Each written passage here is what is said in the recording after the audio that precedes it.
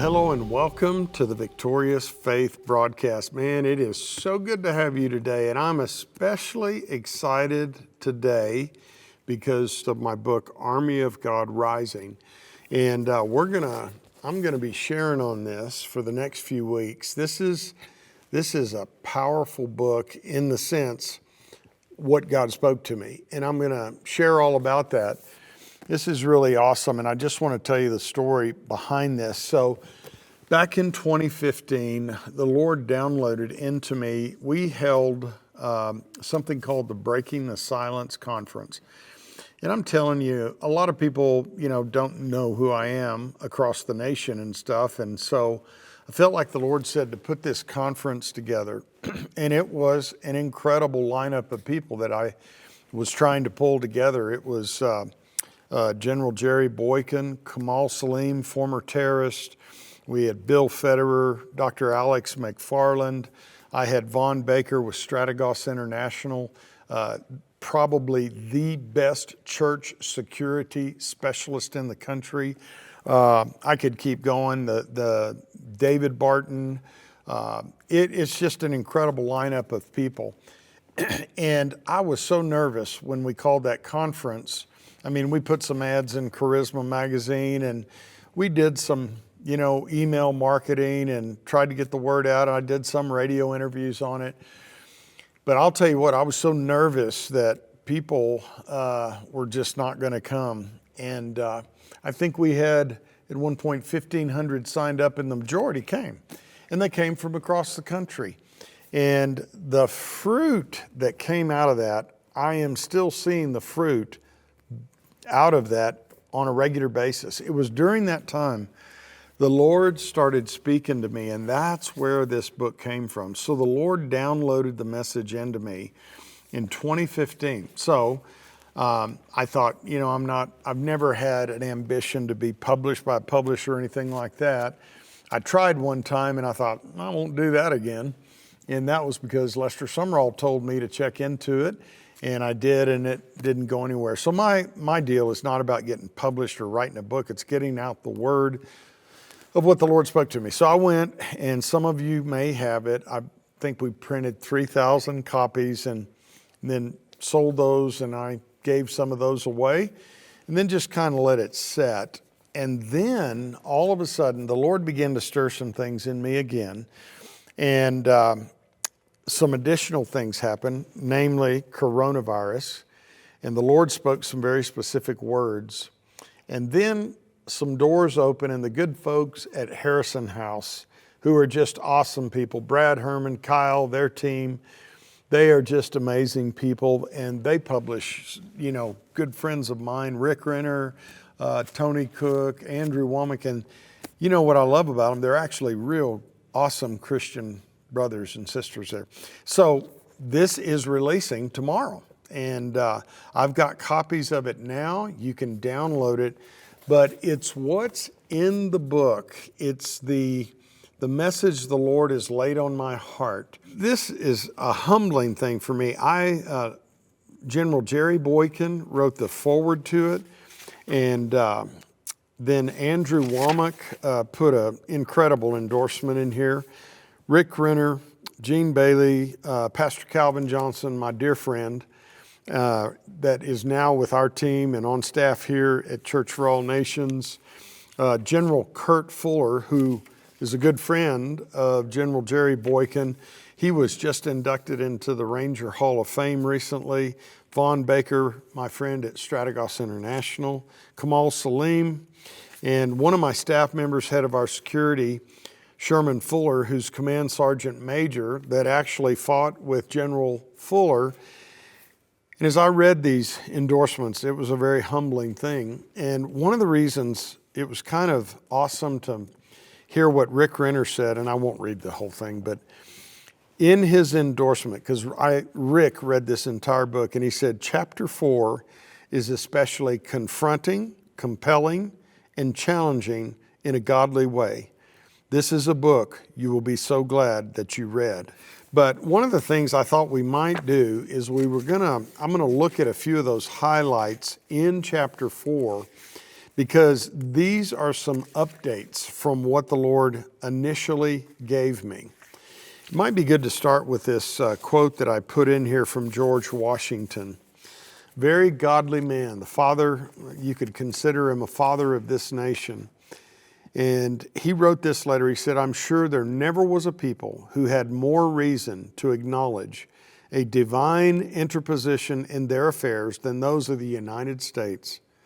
And I should be pained to believe that they have forgotten that agency, which was so often manifested during our revolution, or that they failed to consider the omnipotence of that God who is alone able to protect them." Boy, if there ever was a statement that we need America to get a hold of, that is it. We're at a place right now in America where having the right person or the right people in office is going to be able to pull off what we need to happen. I just had a news alert pop up and saw some of the things going on in Washington, D.C., and it is absolutely atrocious what certain leaders are doing, very corrupt leaders. Our country sees it going on. And right now, though, the Lord has been working in the midst of that. And so let me share some of you the titles of the chapters here. Chapter 1 is Times and Seasons. You know, there's a time and a season to everything under heaven. And so one of the things I bring out in there, you know, we living in Colorado, January is not the time to plant your flower garden or your vegetable garden. There's certain things that if you try to do them out of season, it's just not going to work. Timing is everything. It's actually a legal term that's used in court. Time is of the essence, I should say. And timing is everything. When you're flying an airplane, timing is everything. You try to pull that airplane off the ground too soon, you're going to crash. And you wait too long to get it off the ground, you're going to crash. There's windows that you've got to do it. Timing is everything in so many aspects of life. So we talk about that. Number 2, the cry of the harvest and the Great Commission. We as a church in America, I say the church, not the institutional church, but the body of Christ, the ecclesia, we have forgotten. We do not practice. We are not focused on the Great Commission. There are still 7,000 unreached people groups. What that means is globally throughout the Middle East, and we have very accurate data. Joshua Project is a great tool, an app to know exactly when things are happening on the field. Those things are updated real time as quickly as they can be. But you can go on and find, and the largest number of unreached people groups is India. And so we are supporting 2 ministries there. One is a phenomena I've never seen, and I've talked to some missiologist friends of mine. They've never heard of anything being done like India Gospel League is doing right now. But the bottom line is, there is a cry that is going out in the Spirit right now. And I remember I heard it said one time, no man has the right to hear the gospel twice till everyone's heard it at least once. And so we've got to get focused back on the Great Commission. It's the co-mission. We can't pull it off on our own, but God can't either, because He has chosen to work with men. And so He relies upon us being obedient. And as it says in the book of Acts, the Lord went with them, working with them, confirming the word with signs following. Then there's chapter 3, Army of God Rising. And this is what we'll talk a little bit about today. I'm going to give you the essence. It's real simple. It's 3 things the Lord spoke to me about this book. This happened when I had that conference called Breaking the Silence. It was an incredible, incredible response. Then chapter 4, we're going to cover some of that today and tomorrow. But it's called Army Update, the unfolding of what God had spoken. So there's nothing that's changed in this book, nothing I had to correct. It was just adding to what the Lord spoke that I begin to see, and I still see it virtually every day, unfolding exactly what the Lord spoke to me back then. And then chapter number 5, finishing well. You know, I have a dear pastor friend, and we were talking about finishing well, that it is an entirely Christian concept. And he shared a book with me about that. And I was looking it up and I wrote some things down. But there are some, depending on which source you look at, there's somewhere between 3,000 and 3,500 names mentioned in the Bible. And of them, only 100 finished. And if my memory serves me correctly, only, let's see, out of those 100 that did finish, 70 flamed out at the very last. That's a pretty staggering thing. And one of the things I've put before the Lord since I started following him is, Lord, I want to finish well. Paul, the Apostle Paul, finished well. Now, his ministry, if you gauged it by today's standards, you wouldn't judge it a success, you know. And we're going to talk about that because I talk about how the metrics we use for success in America. And then chapter 6, and a few of these are very short, looking forward with expectation. And so the bottom line, let's go to this. I want to share chapter 4 with you, and there's just a few highlights, and this is going to give you the essence of what we are talking about in this book. So, Army update, unfolding of what the Lord had spoken to me. And basically, if I were to summarize it, it was this. Back in 2015, the Lord said to me, he said, right now I am assembling my army. Number 2, he said, you're going to be shocked to know who's in this army and who is not. And I immediately knew what that meant.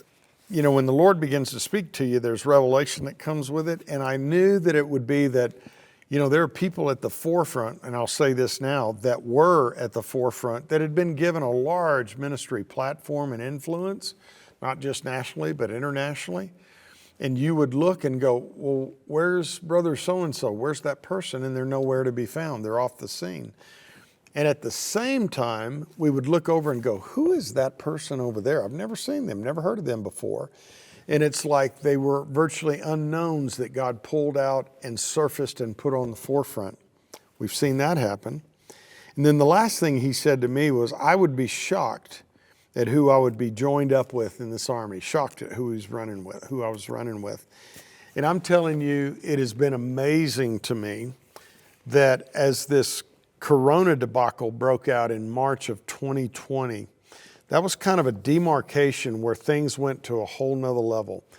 And I started seeing these things beginning to happen at a completely different level. So here's what I want to share with, at least we'll start today. There were 4 very significant dates that I've added in on this book, and they really all caught me by surprise.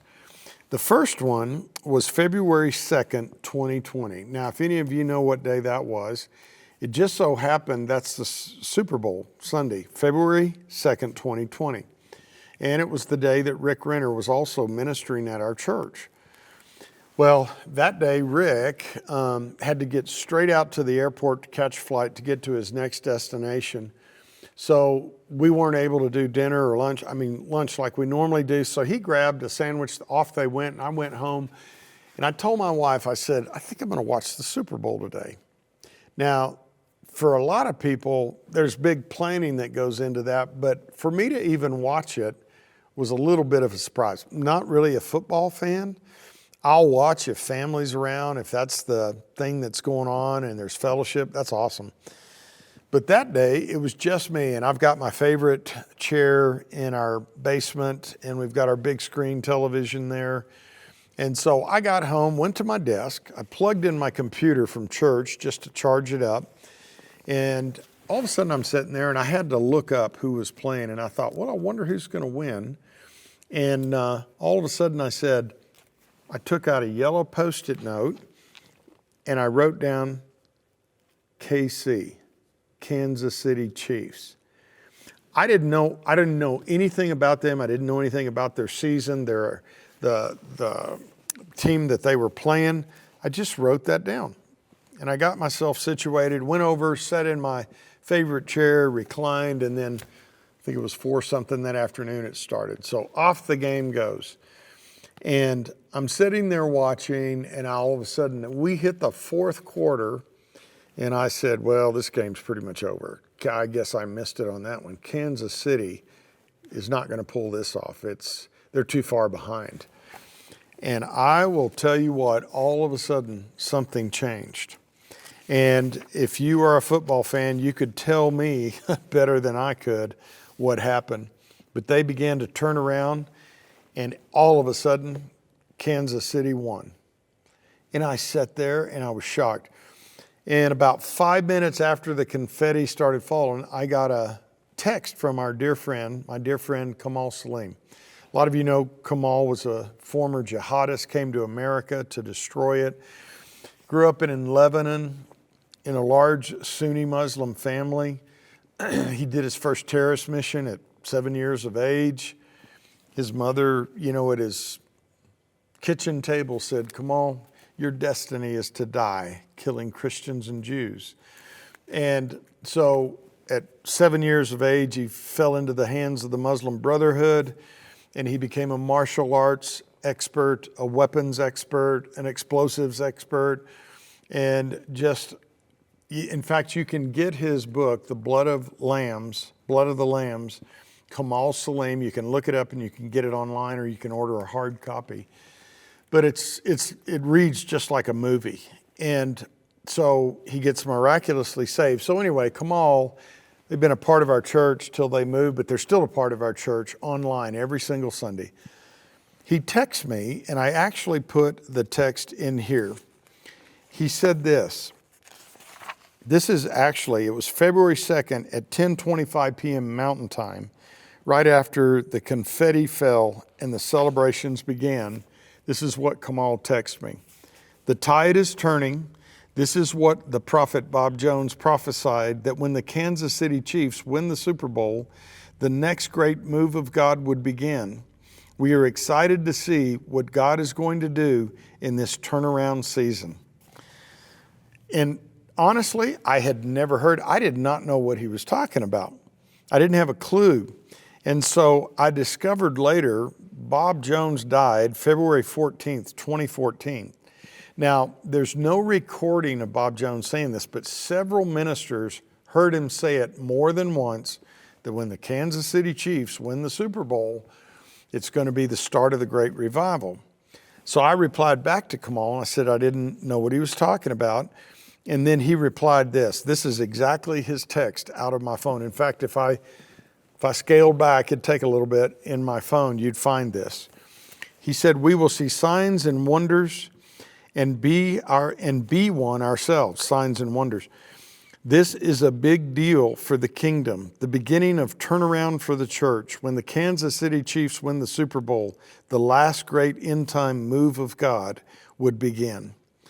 And I was like, I had never heard this. And then all of a sudden, in the coming days and weeks, all of this information began to surface about this Super Bowl win. Here are some of those things. Now, doesn't God have a sense of humor? That he would have a man prophesy about a Super Bowl win, and it would be years. He died in 2014, and here we are. It was 2020 when this thing took place. And Bob Jones is off the scene. By the way, that's no relation to Bob Jones University. The way I describe Bob Jones, he was, I guess you might say, a country bumpkin from Arkansas. And there's some really incredible stories about him. This is what I learned about it. This was the first Super Bowl win for the Chiefs in 50 years that broke their losing streak. What is 50? It's the number of Pentecost and the number of Jubilee. It was Coach Andy Reid's 222nd career win on 2/2/20, February 2nd, 2020. The team had a double-digit comeback that set NFL records. Interestingly, Bob Jones died on 2/14/2014 and was buried on 2/22/2014. The cover of Sports Illustrated reporting on Super Bowl LIV, I forgot what that was now, which one it is, said in big letters, Kingdom Comeback, 50 years later, the Chiefs rule again. Wow, that happened on February 2nd. And it's just an interesting thing, that I even watched the game. And usually when I see that a game's pretty much over, which that one looked to be over, I usually just cut it off and go to bed or go do something different. I stayed to watch this whole thing, and I saw this shocking turnaround and comeback. The next significant date was February 6, 2020. It was a Thursday morning. I speak to our staff. Our son and daughter-in-law, David and Hannah, they lead the staff. They just do an incredible job with the culture of our staff. We've got the best culture we've ever had. We've got the best staff we've ever had. But I still love to come in and speak to them once a month. And so what we do is we get both campuses together. We'll bring breakfast in. They'll celebrate work anniversaries, birthdays, anniversaries, wedding anniversaries, things like that. And then I'll get to speak to them. So I always enjoy it. So I was at home that day, and all of a sudden, I'm got some notes together, and I'm packing my briefcase, and all of a sudden, the Lord gives me 5 specific words. I've never had Him give me a word quite like this. And again, took out a little yellow Post-it note, and the words were change, upheaval, shifting, redirecting, and increase. I write them down here in the book. Change, upheaval, shifting, redirecting, and increase. So I wrote those words down, and I'm really feeling strongly. We say they came out of nowhere. We know it's not nowhere, but it came suddenly. Let me say it that way. And so I wrote it down, I put it in my notes, and I went in and I shared what I had on my heart with the staff. And then toward the end of the staff meeting, I said, by the way, I just got these 5 words from the Lord. That was February 6, 2020. And I read those words, and I said, the Lord has given me no revelation beyond this. Now, I do have some staff, they're very prophetic, and it seemed like those that were prophetic were nodding their heads like this as I shared them, but I had no clue, and as far as I know, they didn't have any clue. And then, of course, as I look back, I realized why I couldn't have any clue about it. And so, anyway, I tried to preach on those a Sunday. It was pretty pathetic. I told the church, I got these words. You pray about it. I'm praying about it. And then all of a sudden, the third significant date was Sunday, March 15th, 2020.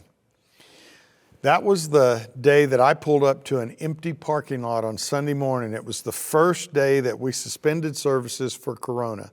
Now, a lot of you know Andrew Womack. We've talked about this. We wanted to be good neighbors. We didn't want to be careless or reckless.